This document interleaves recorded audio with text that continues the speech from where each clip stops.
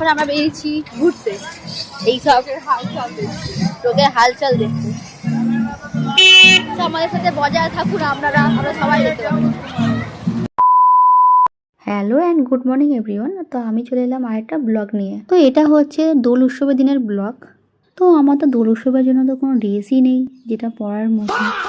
তো ওটা মাথায় বুদ্ধি খেলো যে মায়ের কাছে একটা হোয়াইট কালারের ড্রেস আছে আমারই, তো ওটাকে একটা পুকি পাখি বার করাতে হবে। তো এই যে পুকি পাখি বার করার ফলাফল দেখতেই পাচ্ছ, এতগুলো ফোল্ডেড লাইন। সেটাকে ভালো করে আয়রন করে নিয়েছিলাম যাতে না একটাও না ফোল্ডেড লাইন না থেকে থাকে। ফটোটা তো ভালো আসতেই হবে না, সেই জন্যই এত কিছু করা। তো এতটা নিখুঁতভাবে আয়রন করার জন্য টাইম লেগেছিলো টোটাল 20 মিনিটস। তো তোমাদেরকে একটা ম্যাজিক দেখাই। দেখো আমার ড্রেস পরার ধরন, এই হলো আমার ড্রেস। এবার দেখো গিলি গিলি ছু, দেখতে পাচ্ছ? তো এইগুলো হচ্ছে আমার আসলে গিলি গিলি ছুঁয়ে নমুনা। তারপরে আমার মনে পড়ে গেলো যে আমার কাছে তো অন্যায় নেই। ভালো করে ভাবলাম, অনেকক্ষণ ভাবার পর মনে পড়লো যে মাকে একটা তো গিফট করেছিলাম আমি, একটা ওড়না। তো ওটাকেই আমি নিয়ে চলে আসা যাক। তো এই হলো সেই ওড়না যেটাকে আমি ধার করে নিয়ে চলে এলাম। তো এই ওড়নাটার মধ্যে সবই ভালো ছিল, তো এই সাইডের যে পোর্শনটা ছিল ওটা ভালো লাগছিল না মেন কথা। তো আমার মাঝখানের পোর্শনটাই দরকার ছিল, তাই জন্য এটাকে আমি ভাবছিলাম কীভাবে লোকরা যেতে পারে। তো শেষে আমার মাথায় এলো একটা বুদ্ধি, যেটা হচ্ছে কি একটা করে প্লিটস বানিয়ে নেওয়া যায়। প্লিটস বানিয়ে নিলে এটাকে ঢাকা দেওয়া সম্ভব। তো আমি এটা অনেকগুলো প্লিটস বানিয়ে নিয়ে ওটাকে ভালো করে ফোল্ড করে করে অনেকক্ষণ ধরে ওনাটাকে সেট করছিলাম। তো এইখানে অনেকগুলো আমি প্লিটস বানিয়ে নিয়েছিলাম, তো যেগুলোকে আমি ভালো করে সেট করছিলাম। তো আমার সেট আপ তো রেডি।